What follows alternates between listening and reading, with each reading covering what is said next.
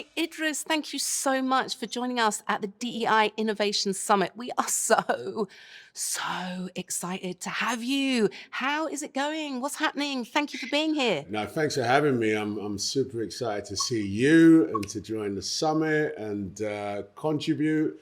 So, listen, Idris, I first saw you, like with the rest of the world, on the legendary TV show The Wire, which incidentally, just last week, the BBC named as the greatest TV show of the 21st century. Wow, I Yes. know. Have you not seen that? Yes. I did. Yeah, I know. It's It's incredible. unbelievable. And you were playing, arguably, obviously, the greatest character on the greatest show on earth, Stringer Bell. Controversial. Well, yeah, a little bit. No, not really controversial. Clearly acknowledged as the greatest character in the greatest show. And that character, Stringer Bell, like he was quintessentially cool, a little bit lethal, but very lethal, but very cool, and quintessentially African American, right? So when someone told me that actually Stringer Bell from Baltimore was actually an East London boy, I was like, nah, that is not possible. In no world is that possible. What I want to understand, Idris, so you were brought up in East London, in Newham, Hackney, Dagenham. I don't even have the vocabulary to explain to people in LA or anywhere else in the world. How'd you translate Dagenham? How'd you get from doing night shifts in a car factory in Dagenham to being an A-list celebrity in Hollywood? How'd you do it, and what were the stereotypes you had to overcome? Okay, wow. Look, East London is home, right? Everyone comes from somewhere, and that's just really important. It was always important to me. And it became part of the reason why I think, I ended up being, doing what I do, just staying a little bit grounded to where I come from. That actually really propelled me on my journey. Just, not really, straying too far for who I am. I remember when I was probably 19 and I was doing the night shift at Ford. My dad had worked at Ford for a long time. I just remember, the imposter syndrome, if you like. I loved the work. I was there, but I had my mind on some other things, and I really wanted to, I guess, make an impact with my art, with creativity. Like all I thought about was creativity. All I thought about was music, acting, all of that. And I guess part of the reason I stayed on that journey is just because I was always hungry for it. Always determined. Determination was a really big factor. Um, I'm still an East London boy at heart, to be honest. You know what I mean? Like, I think, externally, I'm all over the world, but really my heart and my roots are back in East London. My mum's still there, my family's still there. So, yeah. But didn't you also say that, like, back then, you and your agent, basically, you were coming up against casting directors. They always wanted to, like, cast you as the character, the athletic type, or the black male, or like, how didn't you say, like, how were you ever going to get to be seen as a lead as opposed to the stereotype of a supporting role? Yeah, it was, I mean, it was, again, part of the determination, right? I could see that there was a sort of glass ceiling to most, young black actors, older black actors. They would just stay in a place.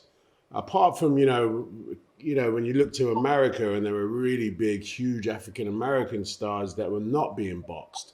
So it was possible. But I just remember, my agent, Roger, who's still my agent, we just decided very early not to go up for the roles. It meant working less. It meant being seen less. But ultimately, when I said I'm not going to just play the thug or the guy that's next to the guy, it really then made my work more selective and more, focused. Essentially, it was a lot of no. And then eventually there was change, right? It takes a few people just to kind of say, no, we're going to do this a different way for it to become so.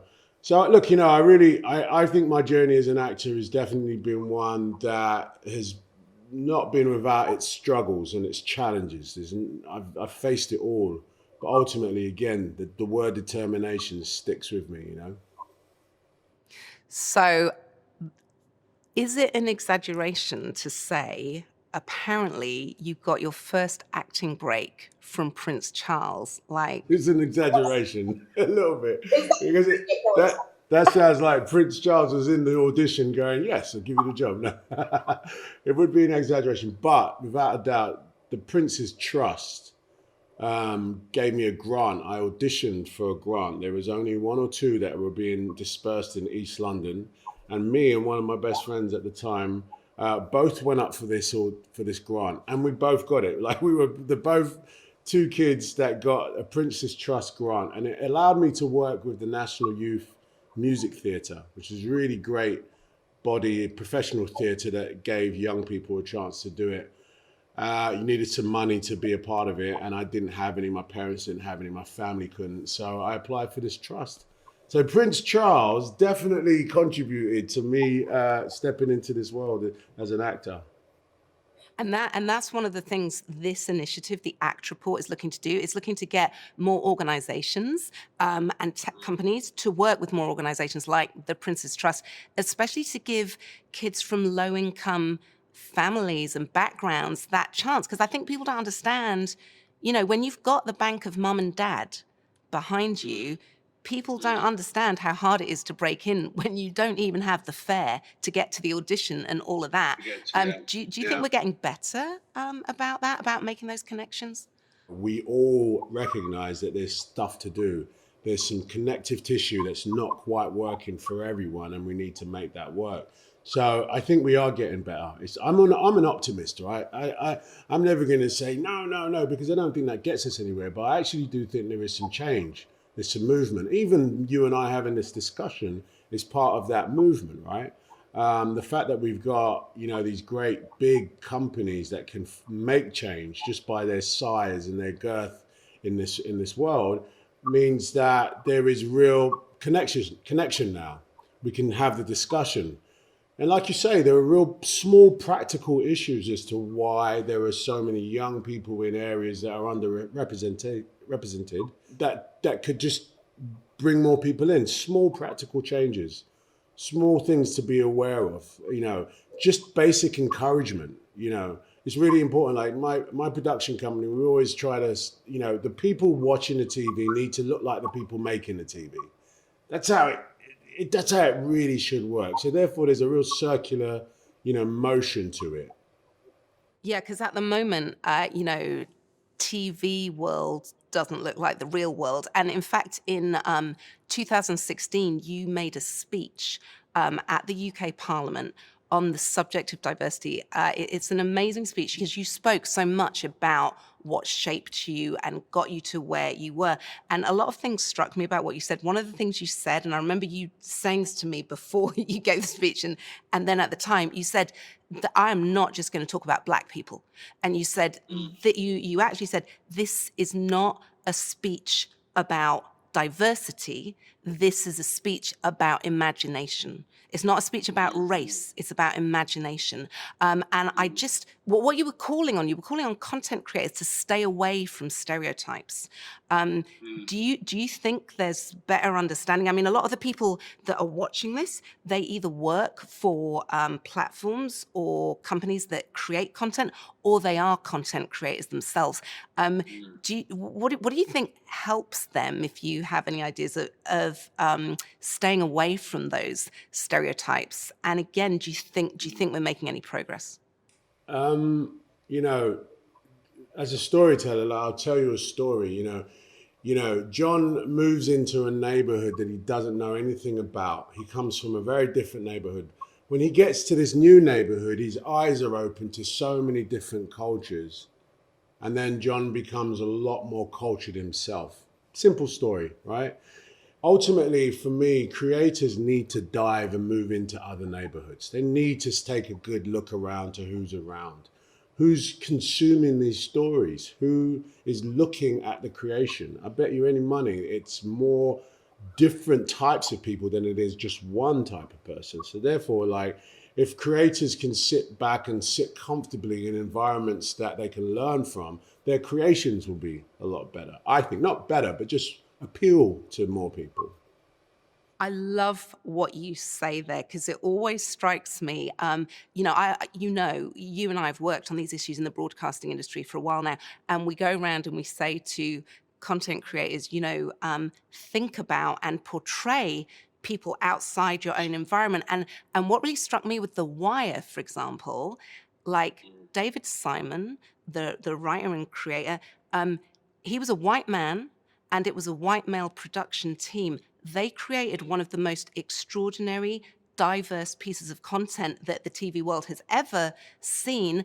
And they were able to do that. Why? Because David Simon went and sat on a corner in Baltimore for 4 bloody years, literally 4 years. And that's what I say to any majority group. Hey, if you're going to go and actually be proximate, if you're going to go and actually see what is happening on the ground, you too can do. It's not so you don't have to be limited by your background. What you are limited by is your awareness and your experience. So I think The Wire really illustrates that point you're making, and I hope we're And that getting was, better. that was 20 years ago. And if you factor in how long David Simon and the writers had been, in Baltimore, working for the Baltimore Sun, you could say that journey started 30 years ago because he was there for a long time in the neighborhood. And then subsequently, what he did was convince HBO that this particular storyline is going to matter. And it did. Shout out to HBO for taking that shot in the beginning. So shout out to any content creator or, company that can put creation out there that's beginning to move into neighborhoods. Shout out to you guys, because that's the sort of, the beginning of change. I do, like I said, I'm optimistic that it's happening. Things are happening, things are moving. Since 2016, when we did that speech, I've seen monumental shifts. But obviously, we're saying monumental because, it's been very little for so long. These shifts aren't that big, and there's much more room, but they're monumental in the vision of seeing something happen. So that's the point about if obviously it's even better to not just have an all white male, creative team, but people don't have to be limited by what their background is if they're willing to go out and bring those diverse voices in. And so one other thing you've spoken about, you've spoken about how the media world has changed from the days when we grew up. You are giving away a bit how old we are, but anyway, yeah, it was quite a while ago, wasn't it? And when we grew up, like in Britain, there were like 5 channels basically on TV. 4 channels. I was going to say 4. 3 channels, then channel 4, then channel 5. Exactly. I was going to say 3, and I was like, no, he's 5 years younger than me. But anyway, right. So, and the thing is, Idris, we both know there basically weren't any black people on those channels. More or less, basically, there were no black people on them, right? But now the media landscape is just changed so much. And I just wondered, like, what do you think is the risk if broadcasters and content creators don't include underrepresented groups in their content? Well, I mean, the risk, look, it's already happened. You know what I mean? When you compare how significant those 5 channels were to our content, to what we saw on TV, those 5 channels were everything. And then suddenly you've got YouTube, you've got Snap, you've got all these different forums that are essentially channels. People have moved on. They're not seeing what they want to see. They're not seeing themselves. They're not seeing a bit of culture diversity on the 5 channels. Moved on. So that's the risk, right? That's the risk for anyone. I think the 5 channels still have their place in, and I'm talking about symbolically the 5 channels, not the 5 channels in the UK, but people are taking their content from everywhere now. And they're going where they can find representations of themselves or a broader spectrum of representation. That's what's happening. So the risk is you're just not in that conversation anymore. I've got a 7-year-old who might not even know who the BBC are or who NBC are. Ultimately, he knows that he can type in what he wants to see and he gets that. So that's the risk. And in fact, when you were talking, it reminded me of the olden days approach. I say olden days. You remember I was at Channel 4. I was their Chief Diversity Officer. Loved Channel 4 for like nearly 8 years. But I remember someone there telling me that you came in to see a commissioner at Channel 4. This is before The Wire. And the commissioner said, yeah, this young guy, Idris Elba, he came in, yeah, thing is, he's a bit niche.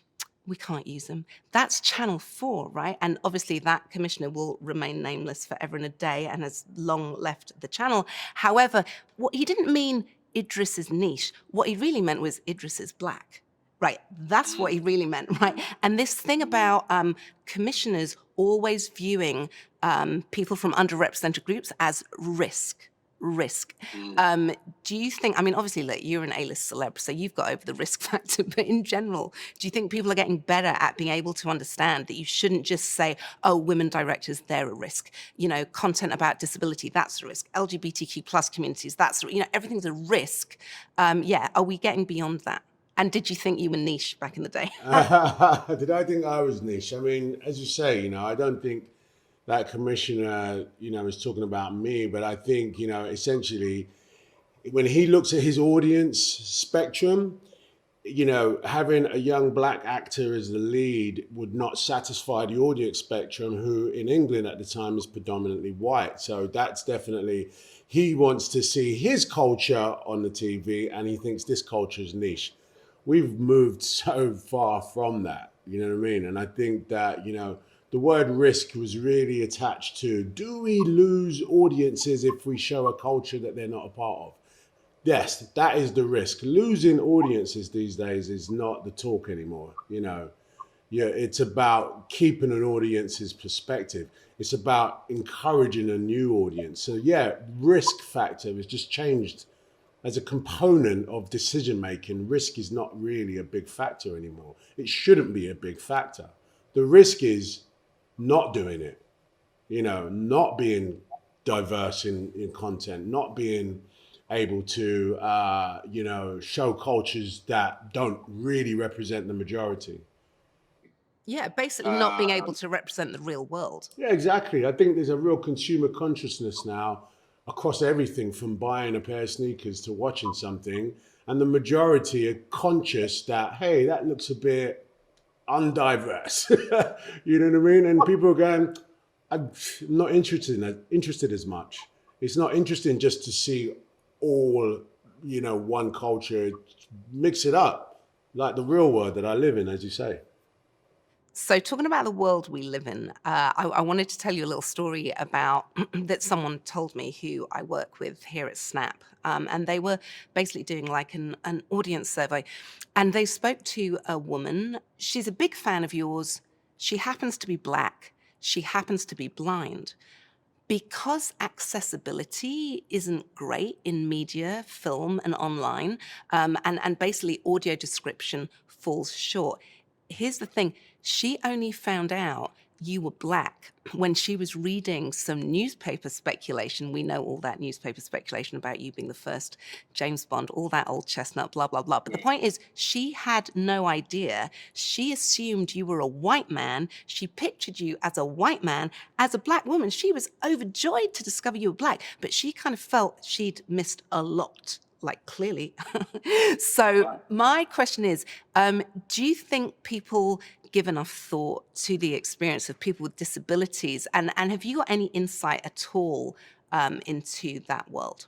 No, I would say no. I don't think people give that much of a thought to disabilities in terms of, creating accessibility to creation. Obviously, yes, there are, tools that are designed for, hearing and disability so that content can be consumed. But I really do think it's not on the forefront of everyone's mind. I think that it's on the forefront of some, but not everyone. So even for me, that's an adjustment that I have to continually make as a producer to make sure that, everything becomes inclusive. I would love to see a future where, disability is at par with everyone in terms of how people consume content. I would love to see that happen. I think we've got a ways to go.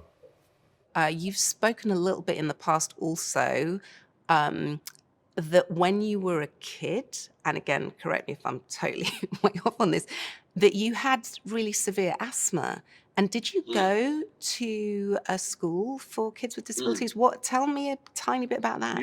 Yeah, so, I had asthma around the age of 9, 10, 11. It was pretty severe. I was hospitalized quite a bit. And the school I went to, normal state school, had a nurse. But when I got into severe asthma attacks, it was panic stations. So eventually, they decided to send me to a school called Stormont House, which is still there. It's an incredible school, and it's a school education facility for disabled kids. I found myself there for a year, and at 9, I mean, I had look. It was quite a moment for me in my life. I remember, growing up, we'd see disabled kids on what they called the special bus, and they'd drive past, and the kids would, kids are mean. It's like you're on the special bus. And then I found myself going to school on the special bus myself. And, I was blinkered. I'm 9, but I was blinkered to disability until I got there. And I remember going to my mum, I'm not supposed to be here. These kids aren't well. And they're like, no, son, you're not well either. And, this is the way that, we can monitor your health as you're in school. Quick adjustment, that year in Stormont House was probably the most significant year of my young childhood, because my best friend had multiple sclerosis, and I remember he, was incredibly, engaging and full of beans, you know what I mean? And, there were kids with all sorts of disabilities in that school that I had to bond with very quickly, and they bonded with me. And I learned how to, play the bass guitar and play drums in that school, all with kids. We played football, and it was an incredible year, but literally opened up my eyes. And I think that's really part of, as I grew up as a teenager, just having a slightly wider perspective on life a little bit. I think it's propelled me into into being an adult. But yes, that school really changed my life, really opened my eyes. And now I guess, that's why I'm sort of conscious of diversity, and that there are people that are just not being talked to. I remember when we was at Stormont School, if a theatre company came to our school to perform, it was like, wow, they came to see us.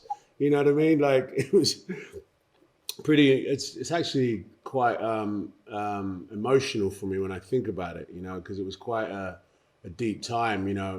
I could run for about 5 minutes, before my chest caved in, and it was at that school I got better. It was at that school I sort of learned about how to deal with my, issue, asthma. Yeah, wow, what a question. Oh my God, Idris, you've blown my mind again. That's just so profound, especially what you said there of, I know what you're talking about, the special bus. Yeah, like kids, you'd see the special bus and you used to look at that, and then you found yourself on the special bus, right? And that does just give you that completely different perspective. And I think, disability is one of those just huge issues that too often gets left out of the diversity, equity, and inclusion debate. I have 4 kids. 2 of them, turns out, have disabilities. One is registered disabled. And, you just don't think about it, really, like you say, until you end up on that bus. You don't. And again, it goes back to our point about creators moving into a neighborhood to understand. Move into the neighborhood of disability a little bit, understand what is happening, what the restrictions are, what the perspective is, not only how people view disability, but how people that are disabled view the world and what they're seeing. Step into the neighborhood a little bit. In 2020, a lot of white people suddenly went, oh my God, we must do something about systemic racism. I just want to know, did this kind of fill you with joy or just make you roll your eyes? It didn't make me roll my eyes, actually. It made me sit up, Look, the idea that there's suddenly this stream of consciousness about racism is a step in the right direction. Yes, you and I both know that as Black people, that's always been the case. Okay, so now you realize we need to do something about it. You know, it didn't make me roll my eyes. It made me go, okay, let's move then. Thank you. Finally, gear change, you know? And ultimately, any incremental change is a good one. You know what I mean? Like rolling your eyes is that's a sign of contempt. I want that change. I want you guys to have that moment and say, oh, wow, we haven't thought about this. Maybe we should. Yes, please. Now we should. Let's move on. Quite frankly, you know, when you're black and, you know, racism is an everyday, get into an elevator, walking down the street, it's an everyday part of your consciousness. You know, the world catching up later on does not move me. It's great that but what are we going to do about it? That's the question. What are we going to do about it now? You know? I love that question, what are we going to do about it? Because that is essentially what this day is about. This summit is about the what are we going to do about it? Because, you know, you're right. As a black person, like I remember, and you would get, I'm sure every black person gets this, but in Parliament, I would be asked all the time, basically a question which means essentially, why don't black people have a sense of humor about race? And I just wanted to, yeah, have you had that? You know what? No one's ever asked me that. I'm just too big and ugly for them to look me in the eye and ask me that, because that just wouldn't go down well with me. Bottom line, I think people have never asked me that because how dare you? Ultimately, you know, I've had the whole spectrum of racism thrown at me from the time I grew up in an area which was essentially a national front area, a national front being a very racist right-wing organization. And that area, every day I got something, you know. So there's nothing funny about racism ultimately. So I'm glad no one asked me that question. I used to get it in Parliament. Honestly, I swear to God. It's mad. It was It's mad. just like, but, you know, and also and for women, it's the same thing. Oh, these women, you know, they just don't have a sense of humor. I'm like, yeah, I'm done with 5,000 years of patriarchy, splash of misogyny everywhere we look. So just trying to change that. It's so exciting that people have come together for this. I just want to thank you so much because, I mean, what was it just the other day? Front cover, coolest man on earth. So coolest man on earth is thinking about diversity, equity, and inclusion. Yeah, can you just underline that point for me? And then I might let you go on with your life. Yeah. Man, listen, you know, that's very nice to be called the coolest man on earth, but there's nothing cooler than all of us sort of really recognizing the cool in each other. You know what I mean? Like that's really kind of sexy to me when one day we're not talking about racism and we can actually appreciate and draw from each other's cultures in a even field. Not just cultures, but your wealth versus someone else's wealth, ability versus disability, that we all look at each other as on an equal plane. That would be cool. That's the conversation I think this is you know, it's surrounding. I think more conversations like this. Oona, I've always admired you as a thinker and a thought provoker, and I'm so glad that you're behind this because I think, you know, your power you've motivated me in my life, right? So the fact that you're at this junction motivating people to have this conversation is important. Look, before I go, right, when the Euros happened in England and there was this massive sort of like focus on how racism is rife on social media and in the form of tech. It's rife because people remain anonymous within it. You know, I piped up to say that I think people should be held responsible for what they say and do on the net because it is a free thinking space for all of us, but it's not a place for us to stimulate hate. It should be a safe space. This is who I am. My name's John, and boom, I'm in social media. So therefore, what I say is accounted for. I don't know how to move the conversation forward. You know, there were higher ups at both Twitter and Instagram that said, look, we'd love to continue this conversation, but I think it's something maybe in this forum for us to always think about. You know, ultimately creators, they credit their name at the end of the show. You see who's written it. Therefore, you understand where it's come from. It should be no different in the tech space. Okay, if we're allowed to use this incredible forum to sort of share ideas, let's put the credits behind who's saying it. And hopefully that will dissuade people that want to just spew hate on the net, dissuade them from doing it. And if you are going to do it, well, say it with your name, say it with your chest. You're allowed your opinion. But this idea that, crime can just sort of, not crime, but hate crime could just be freely zipped around our social media on our phones every day. It's mind-boggling. We shouldn't be let that happen. We shouldn't. Completely right. And this is the forum for it. And the ACT report does specifically call on tech companies to bring an ethical framework to the products and the platforms, and to consider the impact on users and society as well. You're completely right. I mean, it's interesting to me coming from government, where there are regulations for broadcasters. You can't just say what you want on the BBC. You can't even just say what you want in the street. You will be arrested for inciting hatred. Yet, for some reason, we now think the most powerful tool on earth, the internet, it can just remain the Wild West and undermine our democracy and get away from the good side of it. I mean, the good side of technology, we all know. I mean, that's how we can do this. That's how we can connect and do all the good stuff. But yes, we have to take this hugely seriously. This was the right time, the right call. Let us get back to you. No, I agree. It should and could be regulated. And we're talking about simple tools that just make sure that racism, sexism, misogyny, hate crime are just filtered out. Idris, thank you from the bottom of my heart. Do you know how many people offered to do this interview in case I couldn't make it? A lot. There were a lot. I was like, nah.